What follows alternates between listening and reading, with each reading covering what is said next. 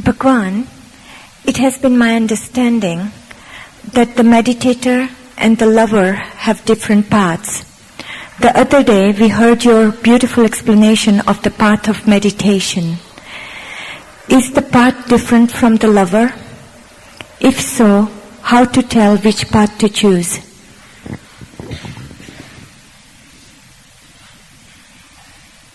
There is no path either of meditation or of love.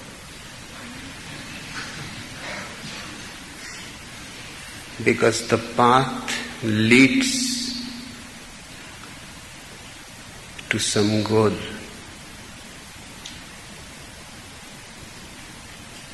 There is no goal in life.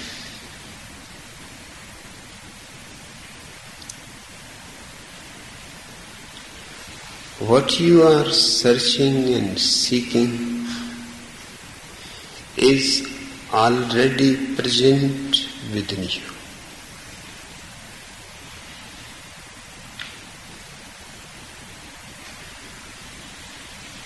So the first thing to be understood is there is no path to truth.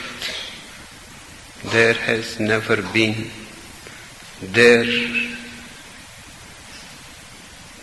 is no possibility of it being there ever. For the simple reason that every path leads you somewhere else, farther and farther away from you. If you are going somewhere, a path is needed.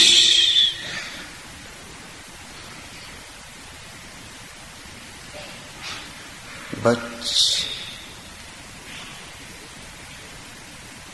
you are not going anywhere. You have gone so long already, so far already from yourself. You have to drop all paths altogether.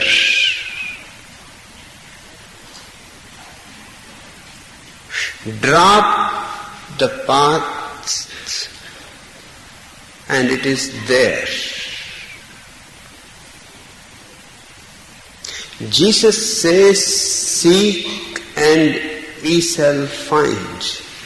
I say unto you, stop seeking and you have found it.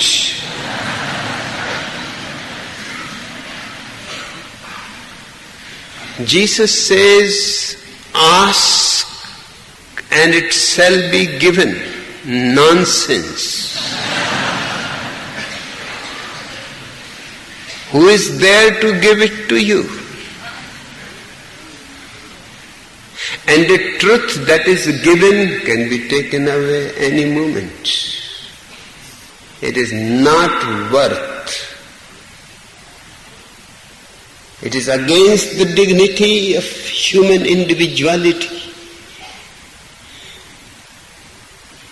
And why ask anybody?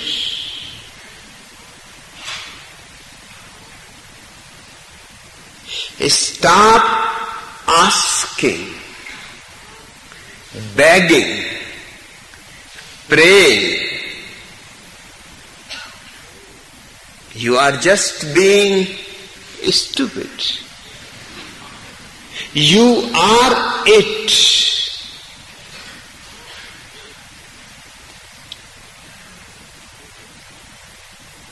In each of your breath, it is here. I will not say there.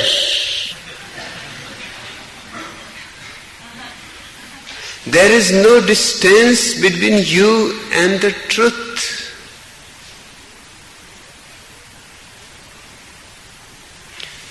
I say unto you, stop asking, begging, praying, and you will be surprised that it was the asking, begging and praying that was preventing you from finding it. Jesus says, knock, and the doors shall be opened unto you. The doors are already open. Where you are going to knock. And if you manage to knock, you must be knocking your head against some wall. The doors have never been closed. And that is the beauty of existence. It is always open, available, just for you to take it.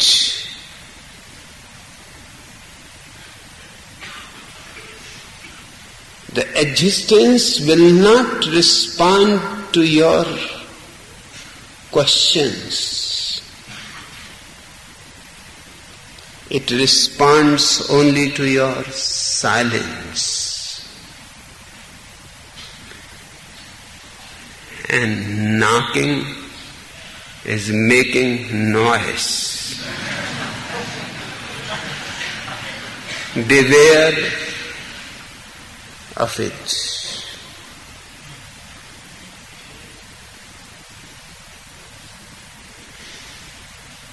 Can't you see a simple thing? You are alive.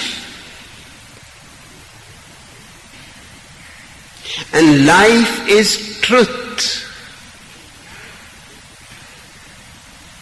And out of this life, many flowers blossom. Out of this life grows love. Out of this life grows laughter. You are not to seek life. You have been seeking it for millions and millions of years. It is time. Be kind to yourself. Stop all this seeking.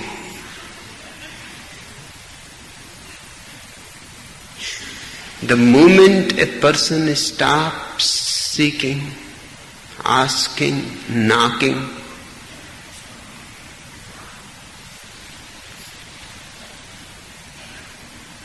he is where he always wanted to be.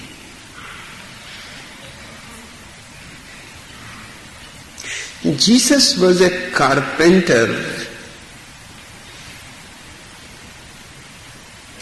So the word knocking comes very easily to him.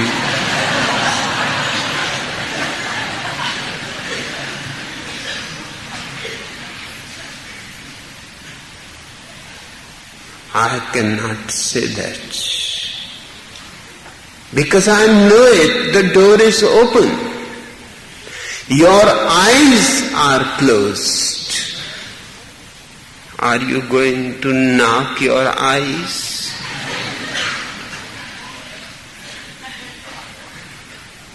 Then you will get blind. Just see. The door is open. And you are not outside. You are inside. All the religions have been teaching to you, you are outside the kingdom of God. You are not.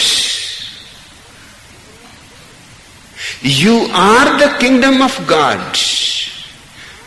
You are in it.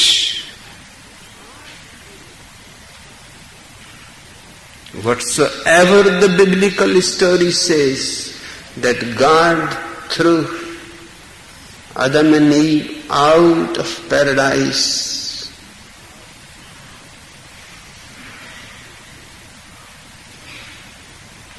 I categorically contradict it. He cannot throw Adam and Eve because there is no place outside paradise. This whole existence is paradise.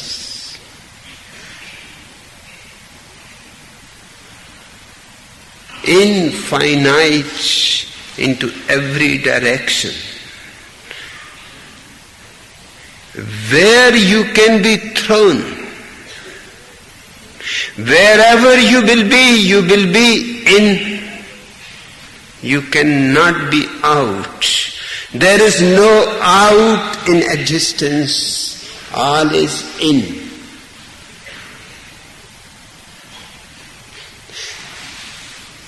You say that this is your understanding, that there are two paths, the path of love and meditation. Understanding knows only one. It is misunderstanding that knows the two and the many.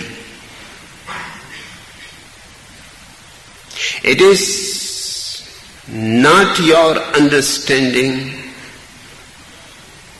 that I have been speaking on the path of meditation. These are simply words. Call it love. Call it meditation.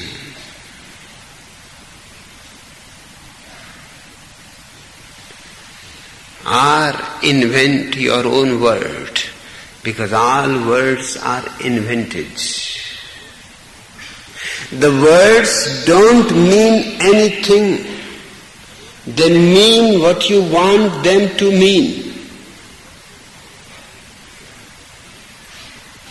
You have not understood what I have been talking to you. I have been talking to you, drop all effort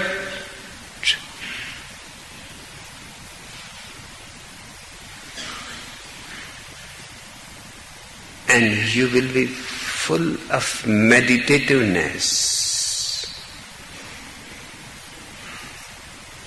And meditativeness cannot be anything than love. When you are full of meditativeness, it means you are at the very center of your being. The experiencing of the very center of your being starts blossoming into love, into laughter, into a song,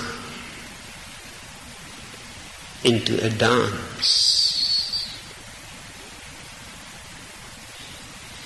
Just to remain at your center.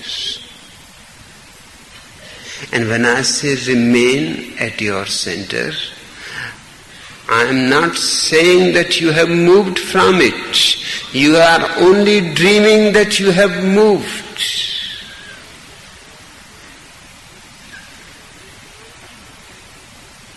Renounce only one thing in life. I do not say to you to renounce the world, to renounce the family, to renounce the wealth. No, all this is nonsense. Religion is not renunciation. Religion is rejoicing. Rejoice in the world. Rejoice in your family. Rejoice all that is available to you. Rejoice simply that so much has been given by nature to you. And in this rejoicing, can you think of hatred,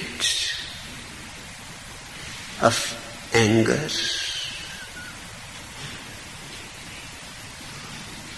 of negativity, of any dark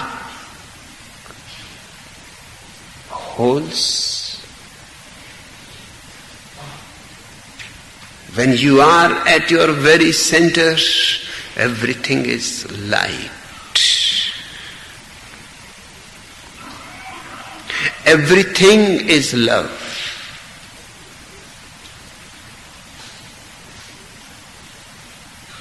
Everything is as it should be. You are not to do anything. This is the most difficult thing. To stop doing anything.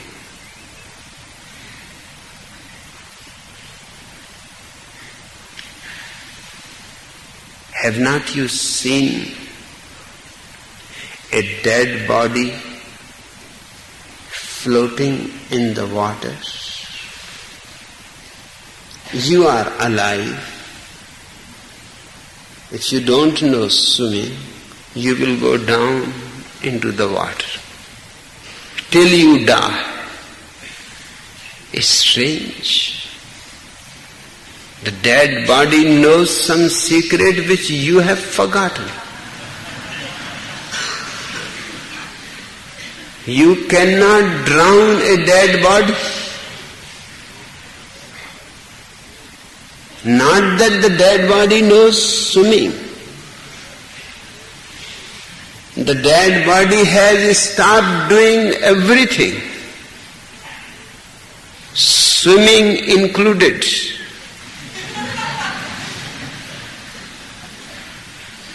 And suddenly a miracle.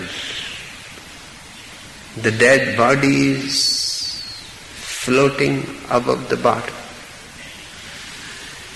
The people who get drowned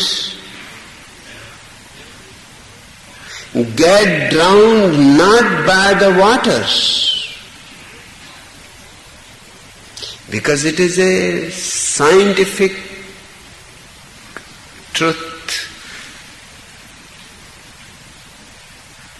that just as the earth has gravitation, that it pulls things downwards, water is just the opposite.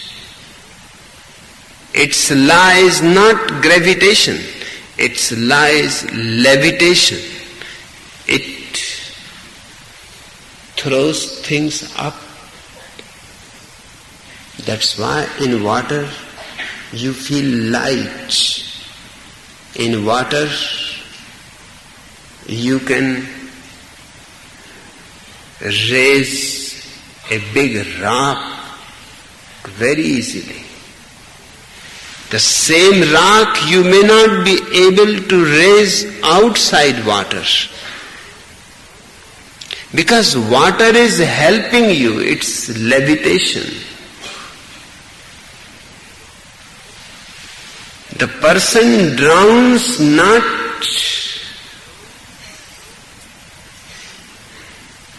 because he did not know swimming. He drowns because he makes so much effort to remain above water. That very effort exhausts him. If you don't know swimming and by chance you fall into water, just get drowned without any effort. Just go immediately to the very bottom.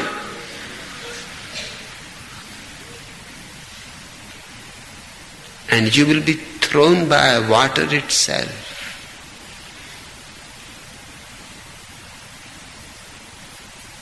Swimming is absolutely unnecessary. A Japanese scientist has been working on swimming. He started 6-month-old babies, teaching them swimming. Must be mad. But he succeeded. Because 6-year-old babies, 6-month-old babies don't make much effort. Then he went even to 3-month-old babies. They were even more successful. They simply floated. They don't know how to swim, how to make an effort to survive. They don't take water as the enemy who is going to drown you. They are utterly innocent. And for a simple reason, they have a trust. In their mother's womb, they have been swimming in water for 9 months. Not swimming, just floating.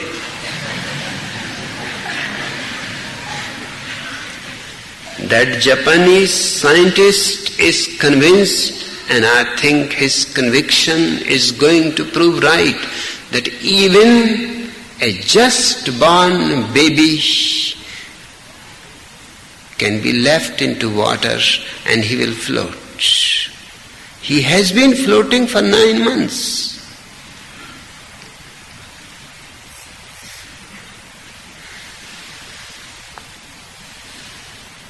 Going to your center is just like that. You have been at your center not only for 9 months, perhaps for 9 million lives. But you go on making hectic effort in all directions, searching, seeking, becoming Christian, becoming Hindu, reading Vedas and the Bible and the Quran.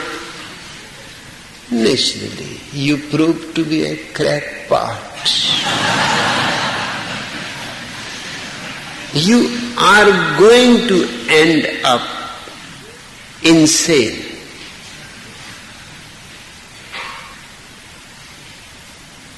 So please don't call that you have the understanding. You don't have it. Yes, you have a misunderstanding.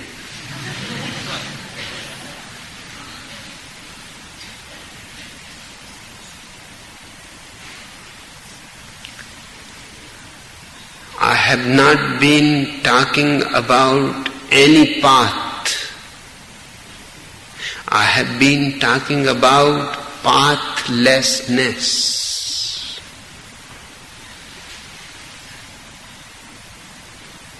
Meditation is my word for pathlessness.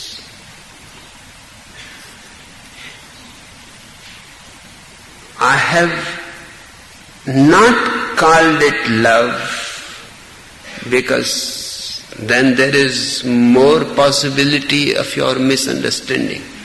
I know your love.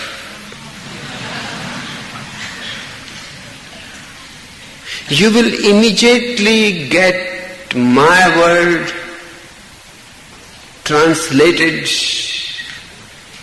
into your kind of love, which is not love at all. It may be chemistry, it may be hormones, it may be physiology, it may be biology, but not love. You are attracted to a woman or to a man. You think you are in love. You are unaware of the fact that it is your hormones, your chemistry, your biology.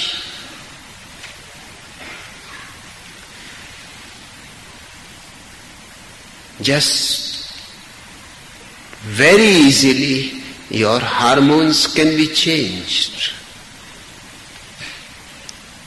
and all your love will disappear for the woman. Your chemistry can be changed and a man can become a woman and a woman can become a man. The difference between a man and woman is not much. It is very simple. It is just like your pocket. Pull it out, it becomes man. Push it back into its place, it becomes woman. No other difference. Your sexuality is hanging out, their sexuality is hanging in.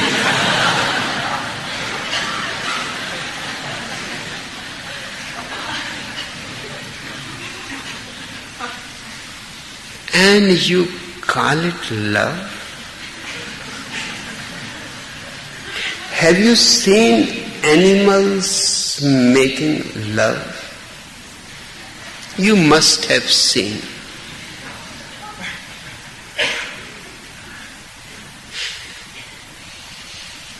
Do you remember when they are making love, they don't look happy. They are not so foolish. They look as if they have been forced to make love. Their faces show a certain kind of despair. That what is this all about? Why I am being forced? Look at two dogs making love, both in great trouble. It is not different about man either.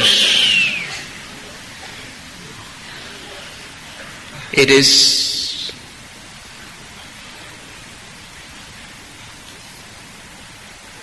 this fact that people want to love each other in darkness. It is good. You don't see the face of your woman, what is happening to her. She is going in convulsions. The woman cannot see your face because your face has turned into a monster.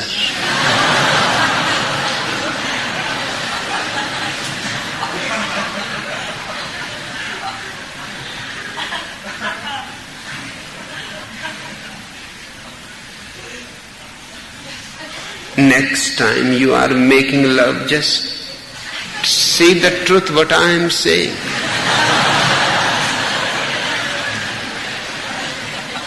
And you are not the one who is doing it. It is something forcing you to do it.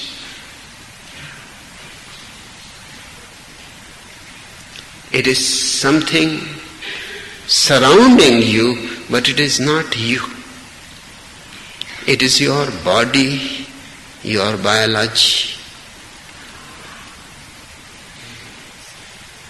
I know about one spider.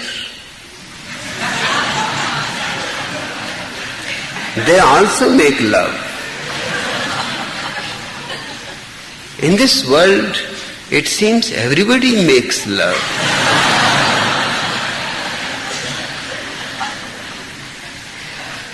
And while the male spider on top of the female spider is just coming to orgasm, is trembling, the female spider starts eating him.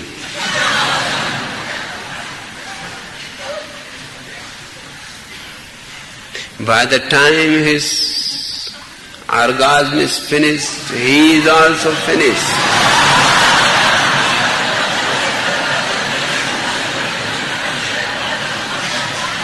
Great love. And they are doing the same thing you are doing.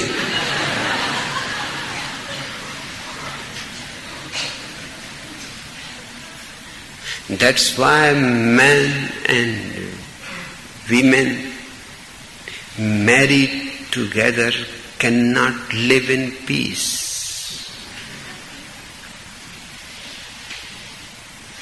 The love does not allow them to live in peace. Soon they become prisoners for each other, torturers for each other. It is because of this fact I have not used the word love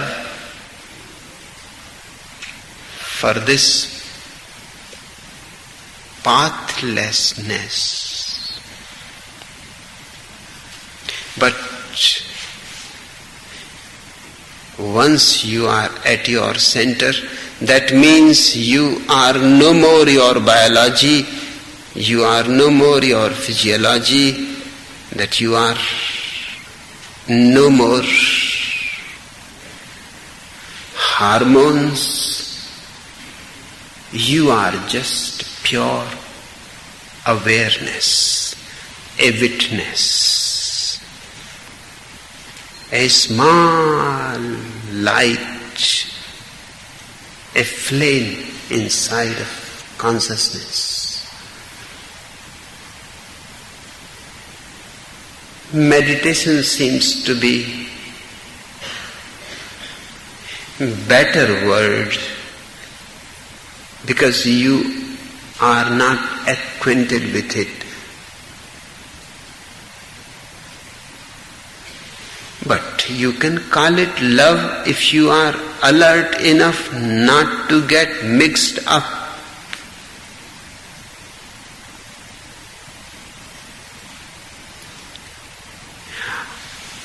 Out of meditation there is a fragrance which is not chemical,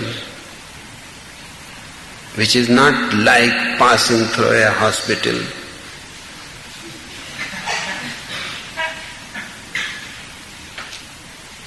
That fragrance is love. It is not towards some particular address. It is not directed to some person. Do you think when a flower opens up,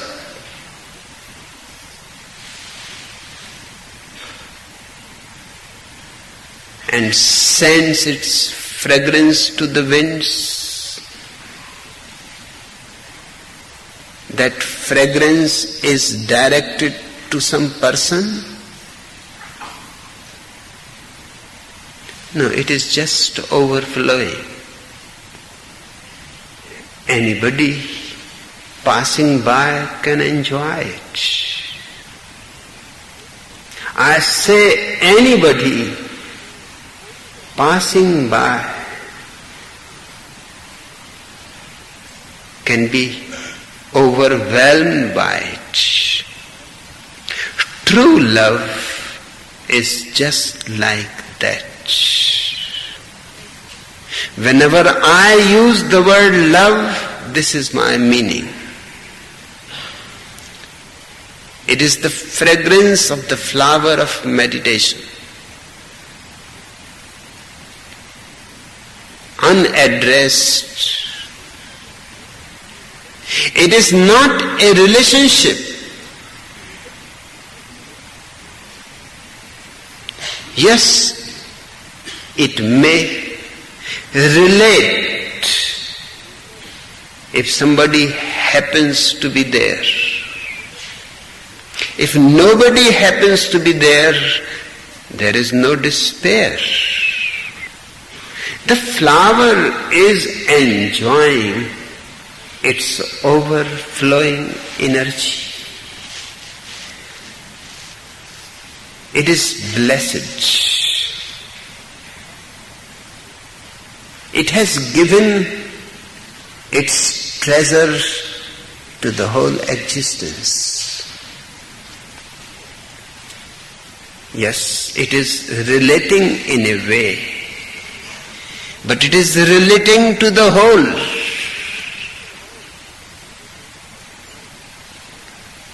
It is not that it will keep its fragrance and wait for the person whom he loves.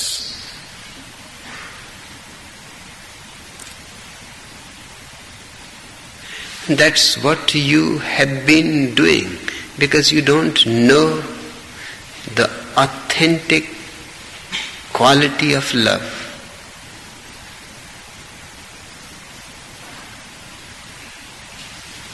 You are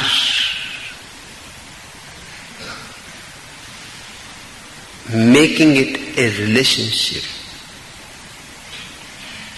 Somebody attracts you. Any reason can be for that attraction. Mostly, perhaps 100%, not mostly. The woman you are attracted has something in her eyes, in her color of hairs, in her way of talking, in her voice, in her gestures, the way she walks. Something in her resembles to your mother. You are always in love with your mother. And your whole life you are seeking another mother. Of course, you are going to be frustrated. All lovers are frustrated, except only those who never manage to get married. For example, Laila and Majnu, the society did not allow them.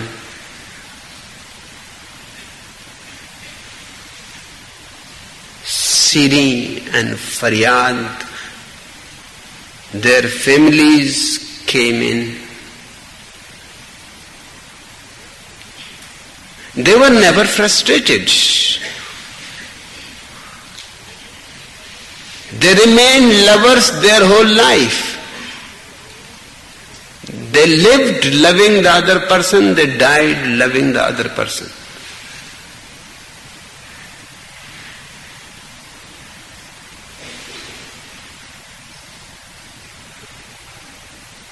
But if you come together, they were prevented from coming together. If you come together, you are going to find that this woman is not your mother. Now it is a very complicated phenomenon. You cannot get married to your actual mother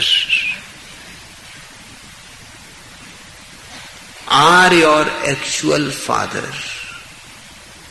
But that's what your biology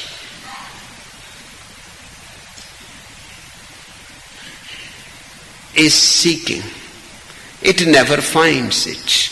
People go on changing their lovers. And each lover frustrates more. Because by and by they start becoming aware that this search is never going to end.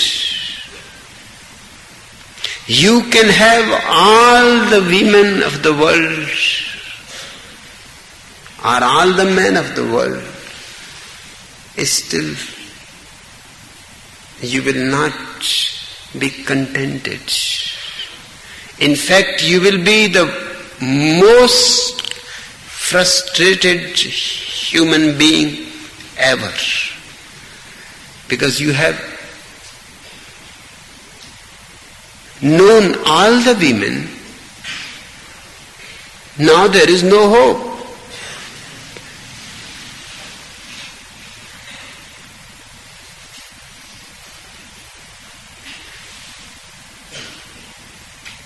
All the old societies insist for monogamy. They are trying to prevent you getting too much frustrated. In India, you will not find so much frustration as you will find in America.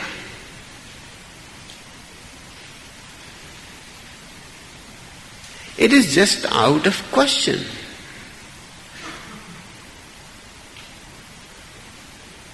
You are married to a woman, this life is finished.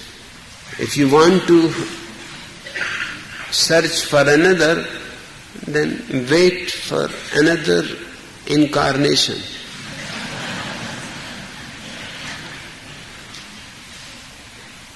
But this life, there is no chance.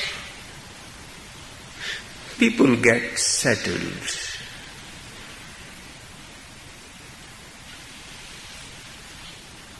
Not out of joy.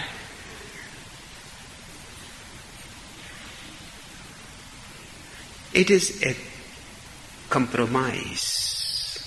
What else to do? But in California, you can never get settled. There are other women around you, other men around you.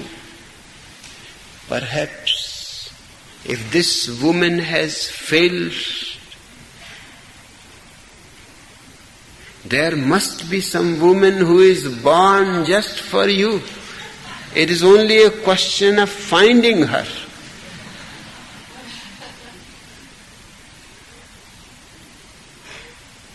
The poets have given you that idea.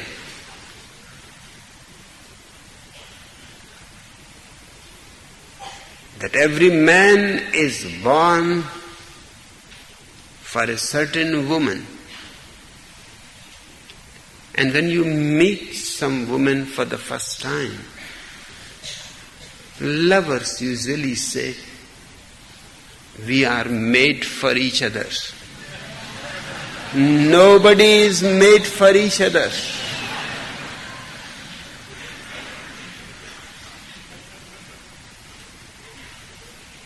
And it will not be long to discover that you were wrong. As your honeymoon ends, you know perfectly well, one thing is certain, you are not made for each other.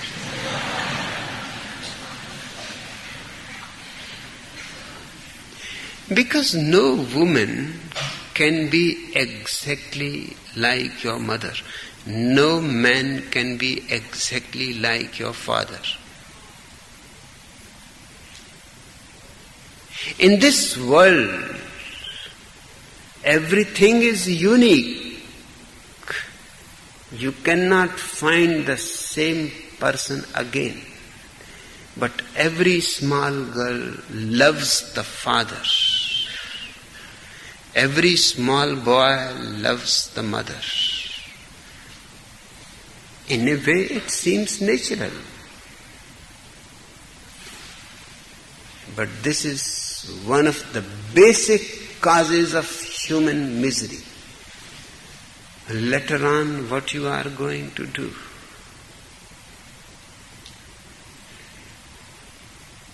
That first imprint of your mother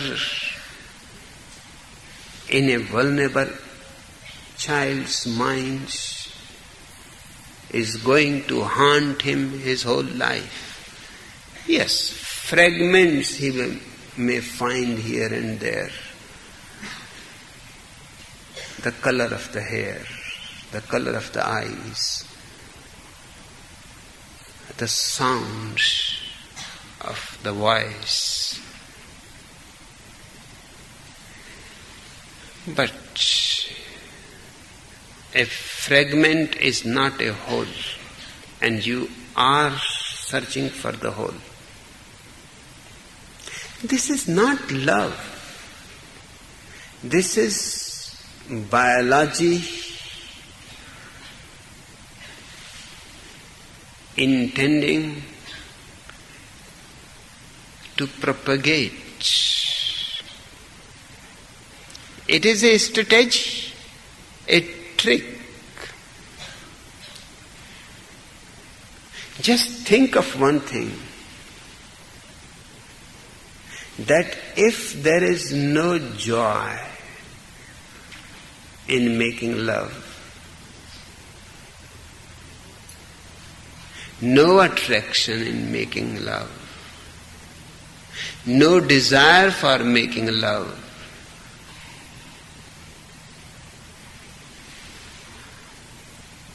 will you be falling in love with somebody? Then I think, just like death sentence, in the courts they will give love sentence, that you both get married and suffer. This is your punishment. But whether courts do it or not, it is happening for millennia.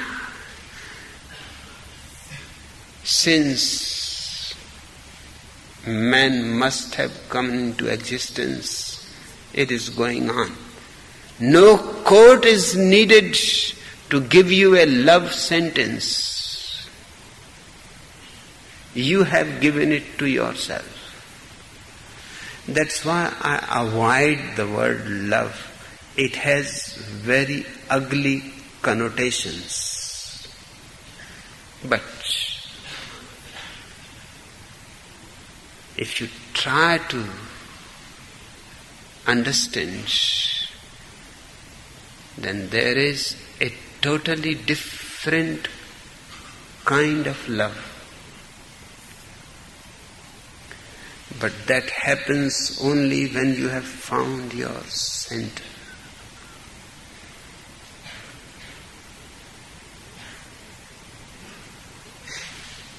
Finding the center is easy. Just not doing anything to find it is difficult. It is difficult to convince you that enlightenment is a moment when you are not doing anything. The doer is absent. That's why I call myself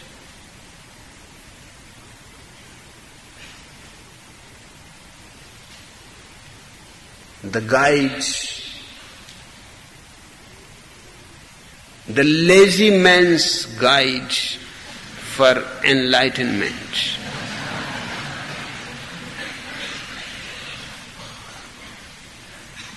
It is not work. It is play,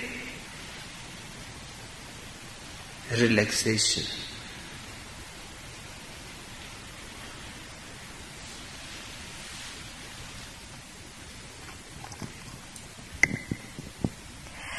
Bhagwan, I'm afraid that the world is going to end before I get enlightened. What can I do?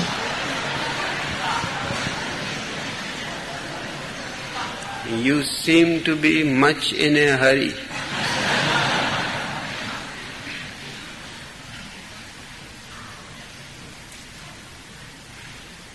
If you understand me,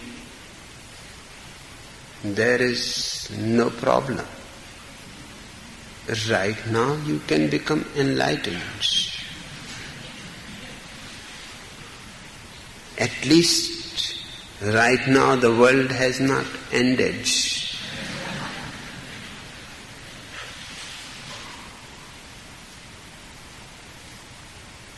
There are thousands of people in the world trying for enlightenment. But their very trying is the barrier. It postpones enlightenment. For 90 years, J. Krishnamurti has been working first upon himself, then upon others.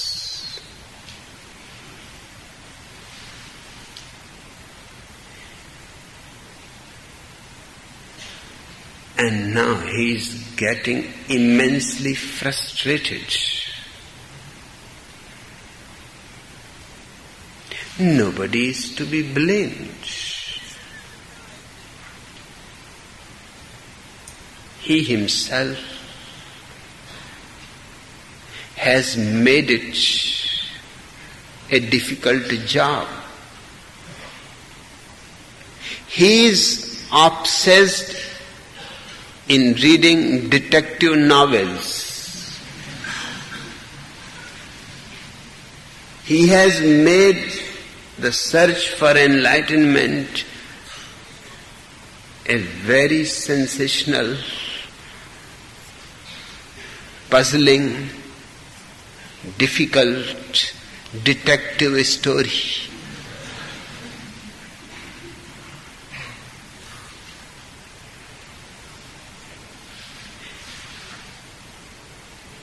My Krishnamurti lake is doing far better.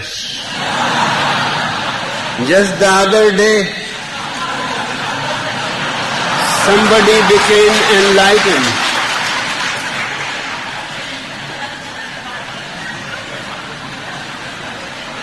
You are asking me the world is going to end. What am I supposed to do? Have I to answer you? Can't you understand?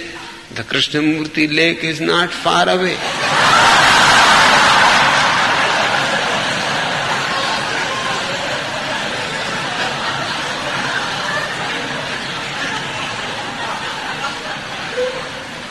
Krishnamurti himself will not help you.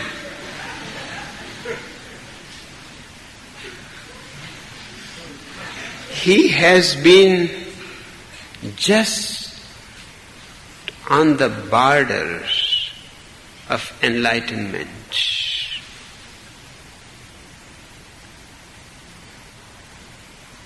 One step more, but that one step is missing.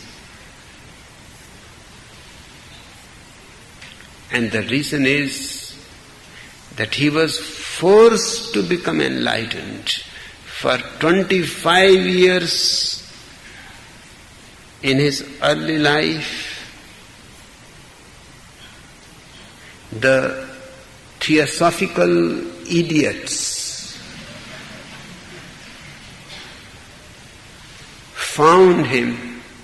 He was 9 years old, son of a poor, very poor father. The mother has died.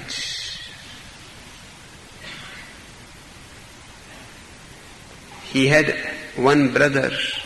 The father was in much difficulty. He was just a small clerk in some office to look after these two children. And the work, it was becoming maddening.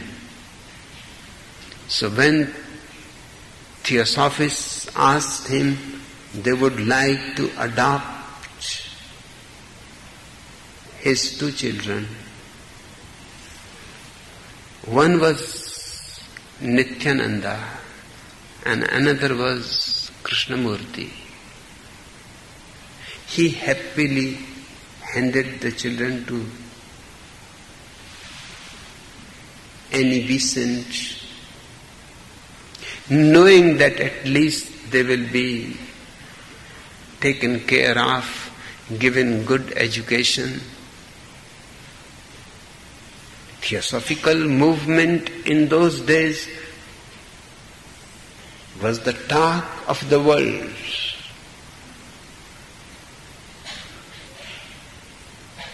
Very important, significant, powerful people have become involved in it.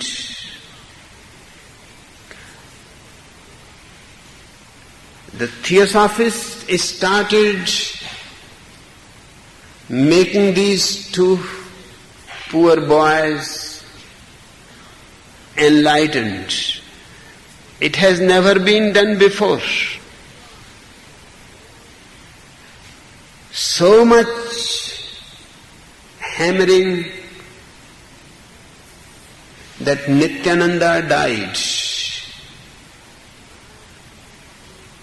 My feeling is that Theosophists were responsible for his death. They tortured these two boys as much as possible.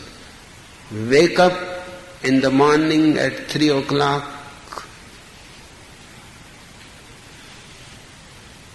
go to the river, take a cold bath, then chanting, mantras, spiritual teaching that went on deep into the night.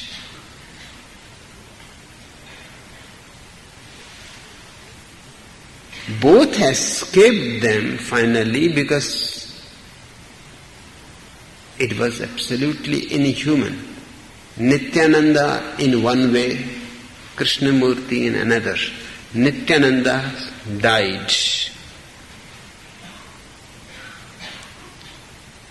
Must have been of weaker constitution.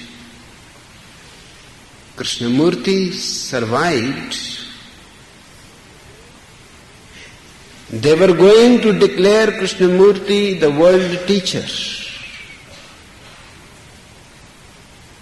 When he was 25, they gathered in Holland to declare him the world teacher. With great hope.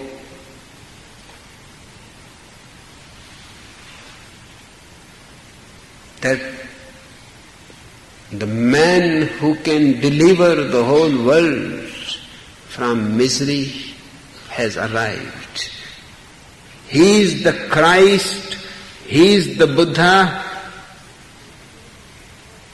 He contains all the hopes of the past humanity.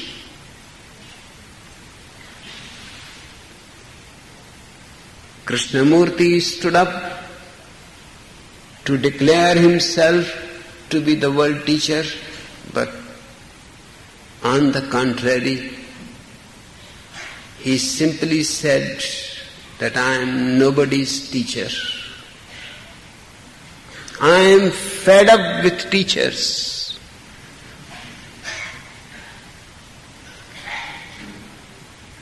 And just forgive me, I am not Jagat Guru, the world teacher. And I dissolve this whole organization that you have created around me, a special organization called the Star of the East,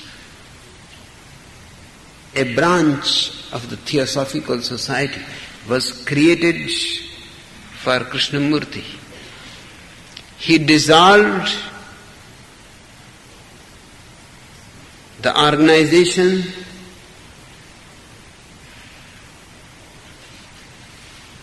the people were simply shocked.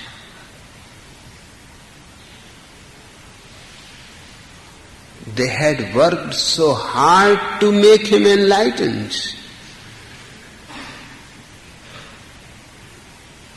And this man freaked out at the right moment. Since then, he has been going around the earth alone.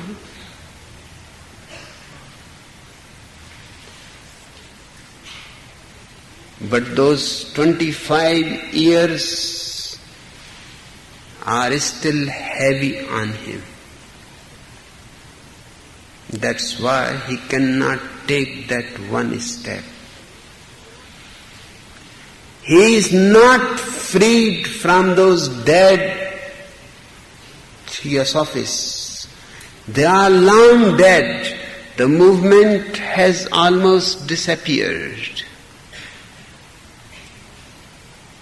But what has happened in those 25 years in the beginning is holding him back.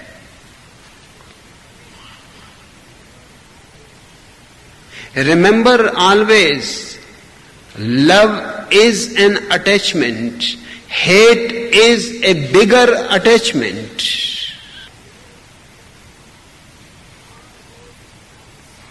Far more solid.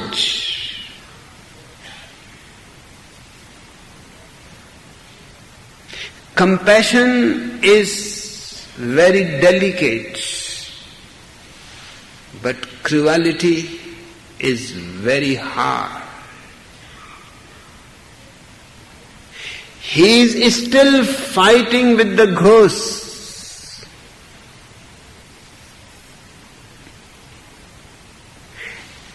All his life he has been fighting and fighting with the ghosts which are dead. There is no need to fight with them. One should be simply free of them. But being free means you don't hate them. Hate imprisons you.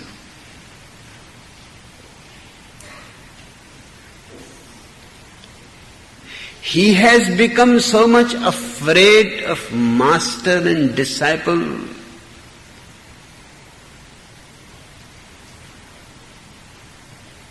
phenomenon.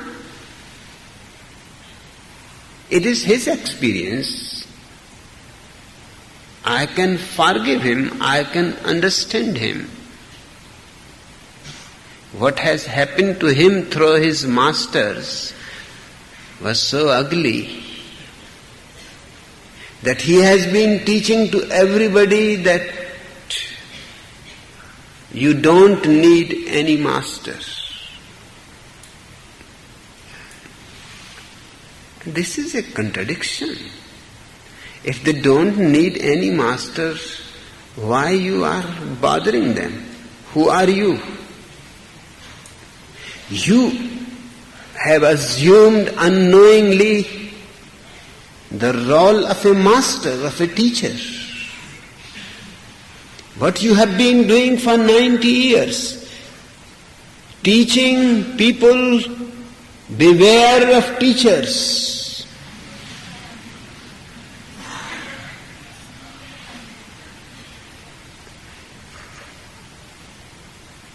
If the people had really understood you,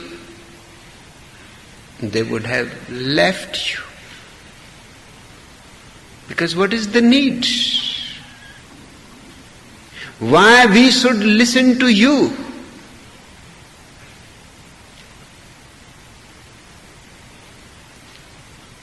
This is what a teacher, a student, a master, a disciple does. The master knows, the disciple does not know. The master imparts his knowledge to the disciples. He has been doing that. And I am amazed how blind people are. They don't say to him, "Shut up." If we don't need any master, then who are you to bother us? For 90 years you have been bothering people, and not a single one has become enlightened out of this whole effort. He has created a different kind of effort. Don't make effort. Don't accept any master.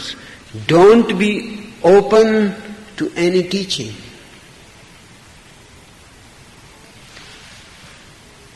All kinds of egoists have surrounded him for all these years, because the egoist feels great that he need not be open, he need not listen, he need not be concerned about master and teachers.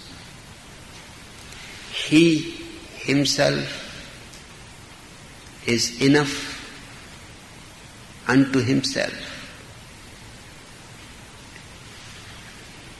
It is true, you are enough unto yourself. But you don't know it. Somebody has to hammer it on your head.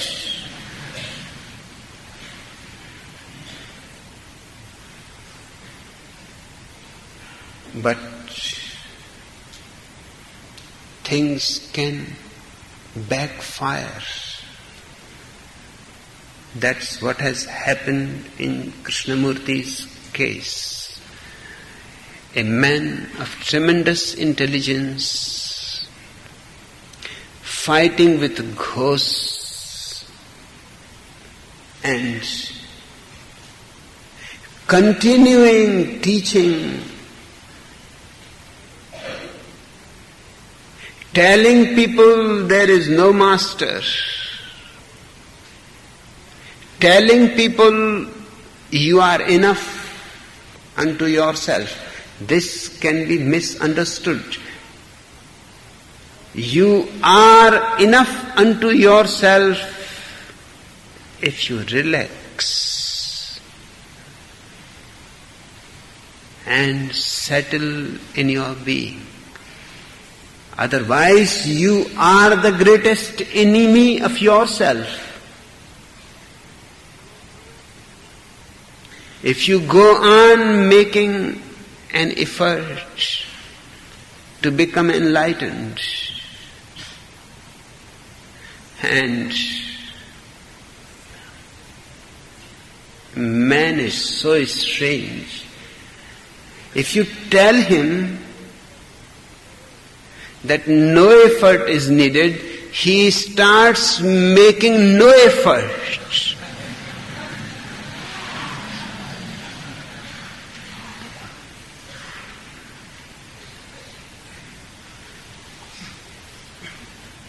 Krishnamurti has never criticized any individual by name, although he has criticized principles, doctrines, but he has not criticized Gautam Buddha, Jesus Christ, Moses, Muhammad.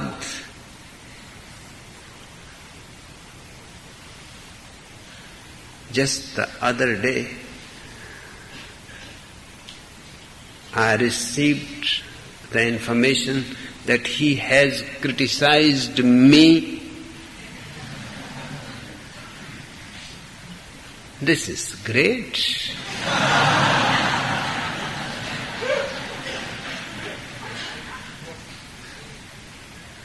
He has always pretended that it is not his worthwhile to criticize Jesus, Muhammad, Mahavira. It is something below him. That attitude is ugly. But he could not resist himself about me. For the simple reason, because I have told my sannyasins, wherever he is, just go and sit in the front line.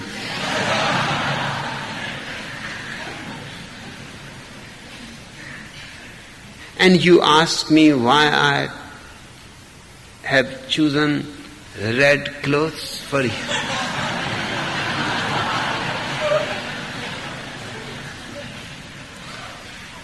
The color red has something mysterious about it. Just show a red flag to a bull and you will know. You can show the blue flag, nothing will happen. Green flag, nothing will happen. But show the red flag to a bull.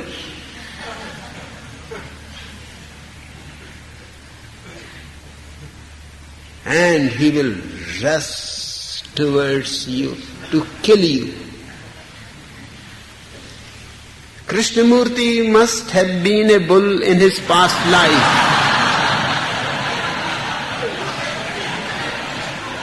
The moment he sees my red people, he forgets all his philosophy. He starts immediately criticizing me. But this is for the first time he has used my name. And what criticism he has given.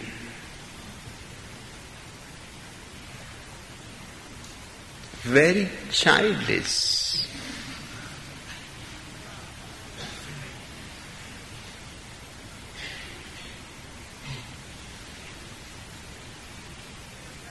He has said against me that I am convincing people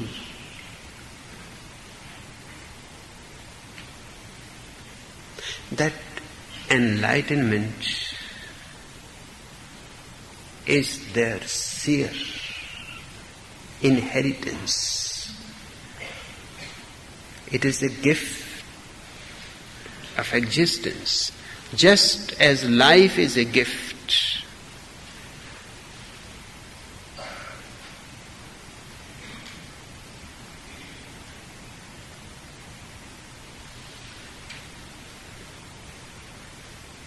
I have always respected Krishnamurti, his intelligence, his courage to dissolve a great organization. But I cannot help. I have to say the truth to you. He is just on the borderline. He is not yet enlightened. He can be any moment. You should not be afraid of the Third World War. For you, there is enough time. But he is 90. For him, there is not much time.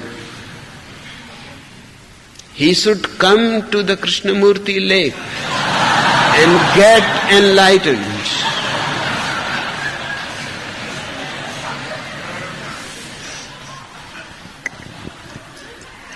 Bhagwan, I'm confused hearing you say there is no God.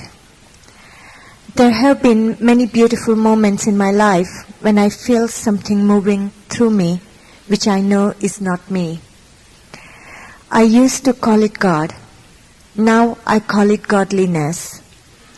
But I still don't like hearing that there is no God. Can you ease my confusion? Baby, my whole work is to confuse you.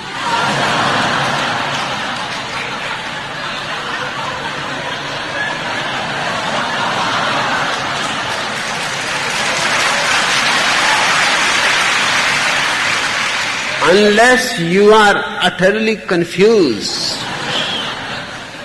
you are not going to drop your knowledgeability.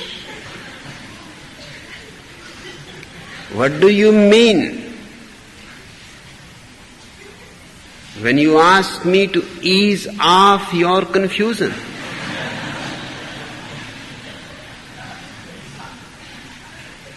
In other words, you want certain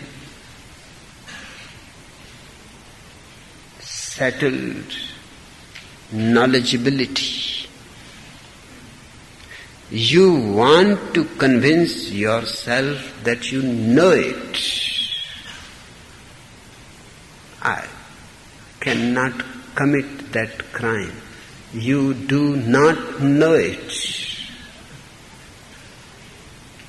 So first I have to remove all your knowledge,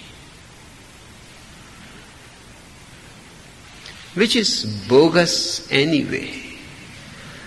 You have not earned it. You don't deserve it. It has not grown within you. It is all rubbish that you have collected from books, from people.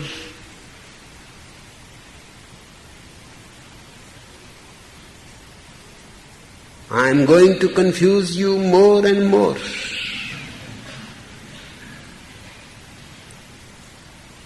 And look, what is your confusion? You say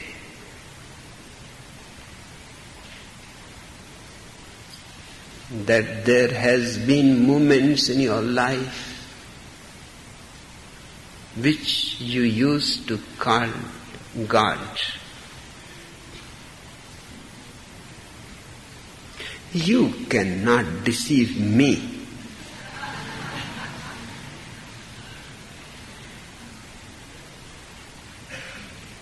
I know you may have experienced few beautiful moments. Everybody experiences few beautiful moments of well-being, of a great uplift, seeing a sunset,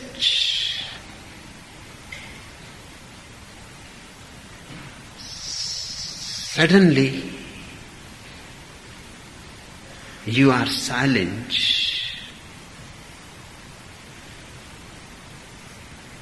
Are listening to the tidal waves of the ocean settling on the rocks on the bank.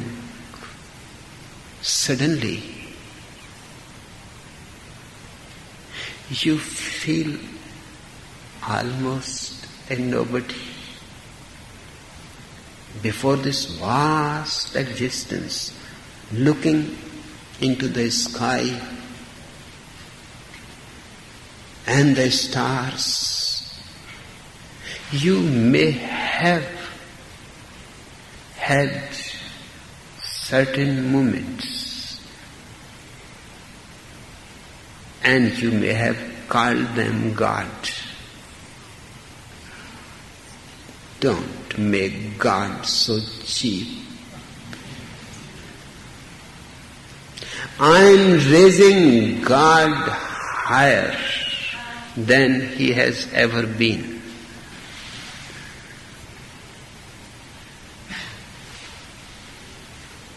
The Jewish God says, I am a jealous God.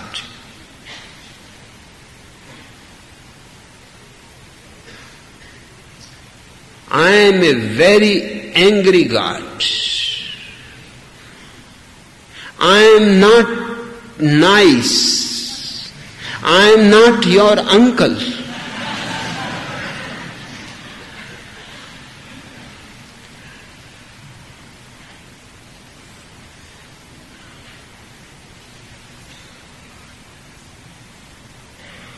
Jesus tried to raise the Jewish God,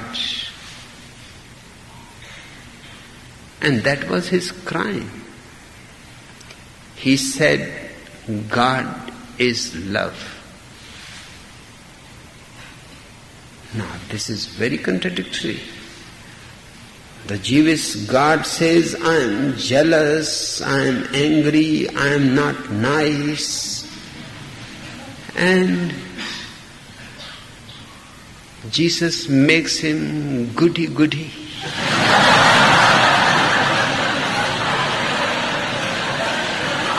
God is love.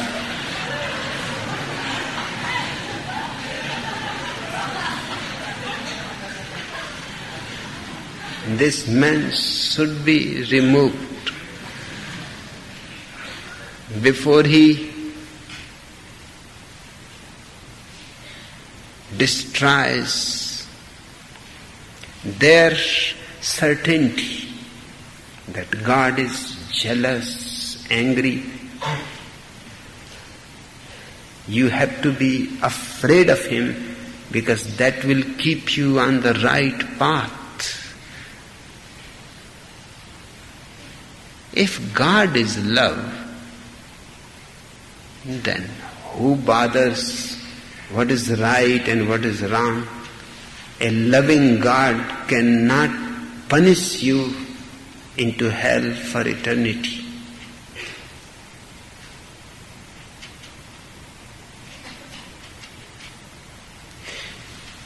But Jesus, on the one hand, says God is love. On the other hand, He is a Jew after all. The eternal hell remains.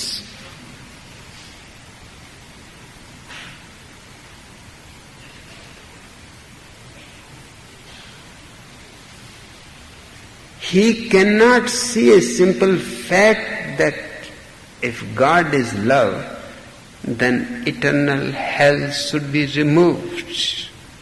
Because you need not be afraid of love. Love gives you freedom to be yourself.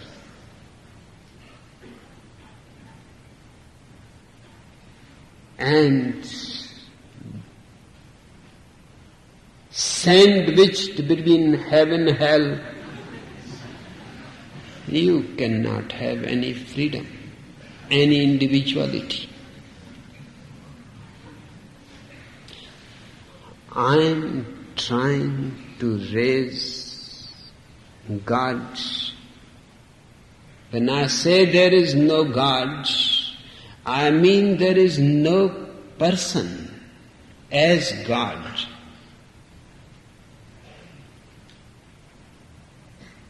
There is no personality in God.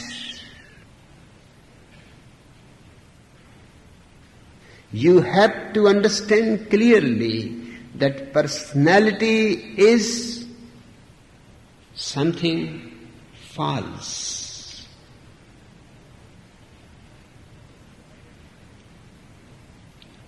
The word personality comes from the Greek persona.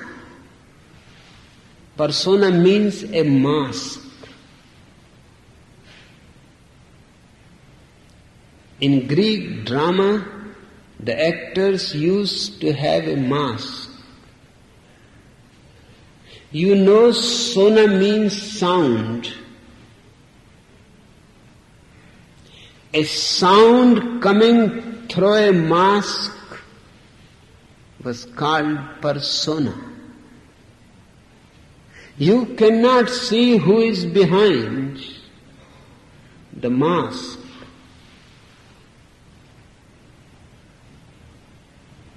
Hence, the actor has a personality. And if you all have personalities, you are all actors. You are not being authentic, sincerely yourself. Personality and individuality don't mean the same thing. I'm taking personality of God away. I don't want Him to be an actor. You have so many in Hollywood. It's strange that the place is called Hollywood.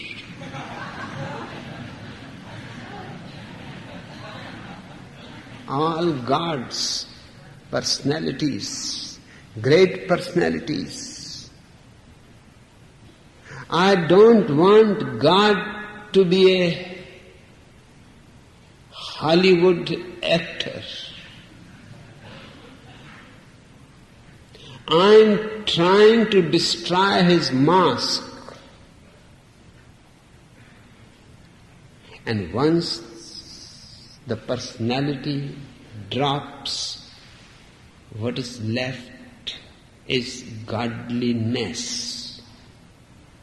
That is the true individuality of existence.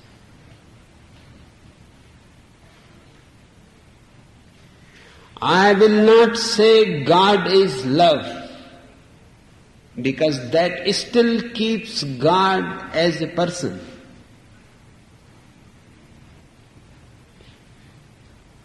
On the contrary, I say love is God. You can forget all about God. If you can understand love, that's enough religion. More than that is not needed.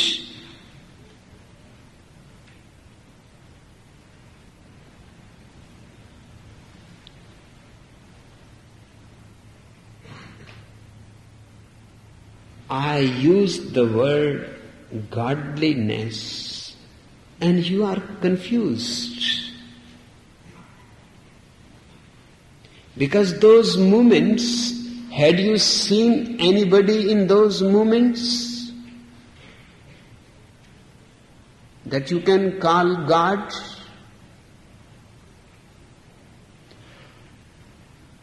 You have not seen anybody in those moments. Because there is nobody.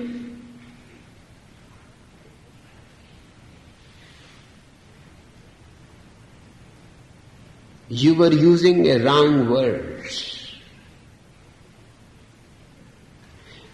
I am correcting you. Those moments you can call of godliness. I am changing God from quantity to quality. God is a quantity. Godliness is a quality. And you are confused by it. Just a hangover.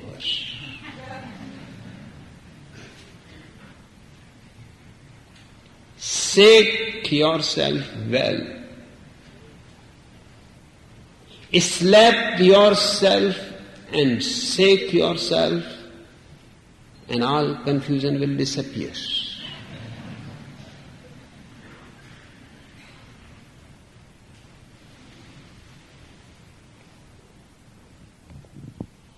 Bhagwan, where is this moment? I keep losing it. Here?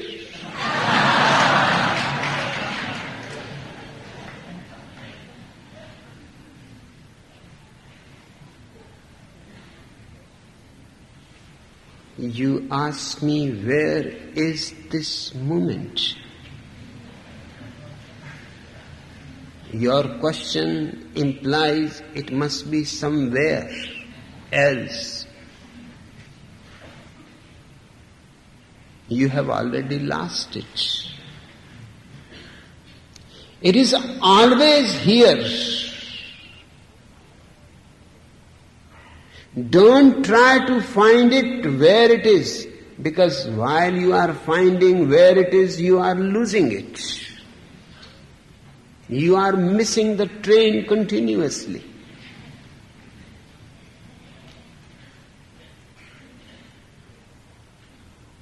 Time knows no tenses, past, present, future. No. Absolutely no. Time knows only one tense, and that is now. It is always now.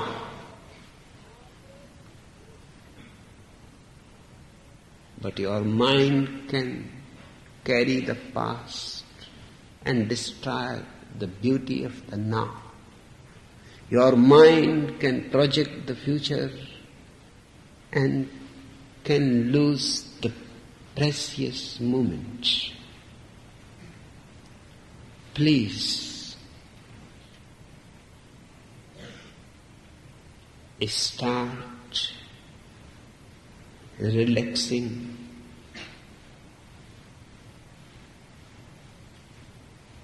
here and now.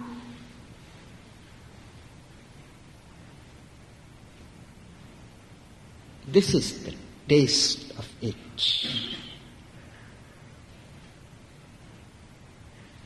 Okay, see you.